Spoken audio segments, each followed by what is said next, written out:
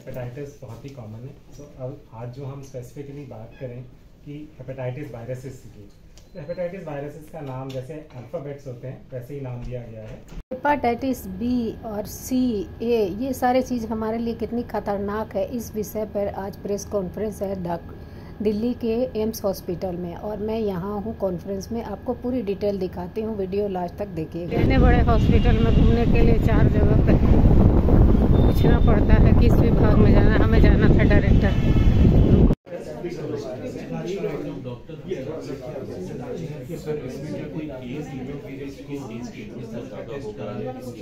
A, B, C, D, E। अब अगर हम इन 5 वायरसेस की बात करें तो इनमें से 2 वायरसेस जैसे हेपेटाइटिस ए और ई है, वो होते हैं एक से दूसरे आदमी में फैलने का कारण ये रहता है कि गंदा पानी और गंदा खाना खाने से।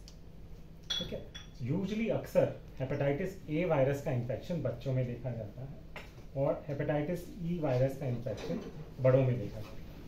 तो अगर हमने कभी कहीं से गंदा पानी पिया और उसके बाद अगर आपको कोई लक्षण आते हैं, लक्षण अमूमन इस हेपेटाइटिस जो कि हम जॉन्डिस अगर आम मर्जन बात करें तो इसके सिम्टम्स आते हैं कि सबसे पहले शुरू होगा कि भूख नहीं लग रही, पेट में दर्द होना, बुखार आना, उल्टियाँ आना और उसके बाद आंखें पीली हो जाना और पेशाब पीला हो जाना, जिससे कि अमूमन लोगों को पता चलता है कि हमें हेपेटाइटिस हो गया। तो अगर ये लक्षण आते हैं तो उस समय में थोड़ा भूख वगैरह कम हो जाती है, लेकिन हमें ध्यान ये रखना होता है कि ये जो बीमारी आई है ये अमूमन सेल्फ लिमिटिंग होती है, मतलब कुछ दिनों में ठीक हो जाती है।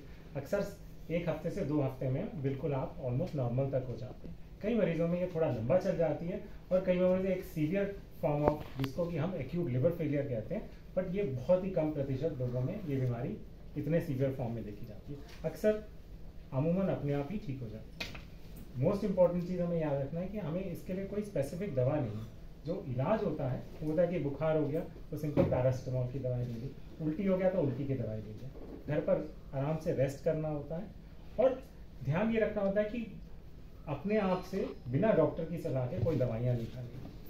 तो थोड़ा सा संयम रखने से अपने आप ये बीमारी समय के साथ ठीक हो जाती है। अब आते हैं बाकी जो दूसरे 2 हेपेटाइटिस वायरसेस हैं जो कि हेपेटाइटिस बी और सी। इनका संक्रमण एक व्यक्ति से दूसरे व्यक्ति से हो सकता है कि या तो आपको कोई कंटामिनेटेड ब्लड हो, मतलब किसी और मरीज जिसको कि हेपेटाइटिस बी पॉजिटिव है या हेपेटाइटिस सी पॉजिटिव है, उनका ब्लड बिना जांच किए आपको चढ़ा दिया गया, तो उससे फैल सकता है। दूसरा फैलने का इसका कारण ये है कि माँ से बच्चे हैं, वो एक बहुत इंपॉर्टेंट कारण है कि अगर जो प्रेग्नेंट वुमेन हैं वो पॉजिटिव हैं तो उनसे बच्चे में ये वायरस जा सकता है। तो इसलिए आजकल हर प्रेग्नेंट वुमेन का टेस्ट कराना बिल्कुल ज़रूरी है। तो अगर टेस्ट हो जाएगा तो हमारे पास दवाई अवेलेबल है जिससे कि हम माँ से बच्चे में प्रिवेंट कर सकते हैं इस वायरस का जाना।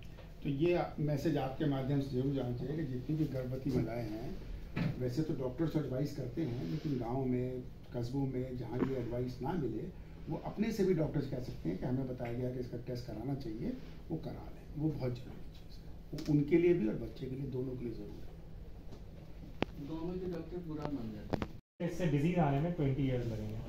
बीमारी आपको 20 ईयर्स का टाइम लेगी, इन्फेक्शन भले आज हो गया लेकिन उसको डिजीज आने में 20 साल लगेंगे। टाइम आपके पास आज है। प्रॉब्लम है कि मुझे 20 साल तक कोई प्रॉब्लम नहीं होगी। सो अगर मैं इसका टेस्ट करा लूँगा, और ये किसको है, किसी को भी हो सकता है। सो testing is almost every person should be tested. एक बार आप करा लीजिए, आपको पता चल जाएगा आप पॉजिटिव हैं कि नेगेटिव हैं। अगर नेगेटिव है तो बहुत अच्छी वैक्सीन अवेलेबल है। खैर आजकल तो बच्चों को जब न्यू बॉर्न होता है तो वो 3 वैक्सीन लग जाती है, only once, you don't know. So unless से भी हम कहते हैं किसी को दोबारा टेस्ट कराने की जरूरत है, like those are at high risk. Yes, so जैसे अगर if you receive blood transfusion, ठीक है, you are at a high risk, जैसे से person in the health care service like a doctor, nurse और पर्सन हुज इन्वॉल्व जिसको कि blood products के साथ वो है, जो कि ब्लड को छू रहे हैं किसी भी तरीके से, तो वो बहुत हाई रिस्क में रहते हैं। थर्ड आता है प्रेगनेंसी के दौरान, बिकॉज वो एक टाइम है जहाँ पे आप बिल्कुल प्रिवेंट कर सकते हो mother to child. Third is anybody who has IV drug abuse, कोई भी इंजेक्शन यूज़ कर रहा है जहाँ पे नीडल शेयरिंग हो रहा है। फोर्थ इज जिनके की अनहेल्दी सेक्शुअल प्रैक्टिसेस हैं, so that is another group जो कि बहुत हाई रिस्क में रहता है। सो वहाँ पे मल्टीपल टेस्टिंग का जरूरत पड़ता है। अदरवाइज अगर आपके पास कोई भी रिस्क फैक्टर्स नहीं है तो one time testing is good enough, you don't need. AIIMS का अमृत वो है दवाई मेडिसिन और कैंटीन सामने है। यहाँ पे मेडिसिन के लिए लंबी लाइन लगी हुई है। प्रेस कॉन्फ्रेंस ख़त्म हो गया और अब मैं निकल रही हूँ।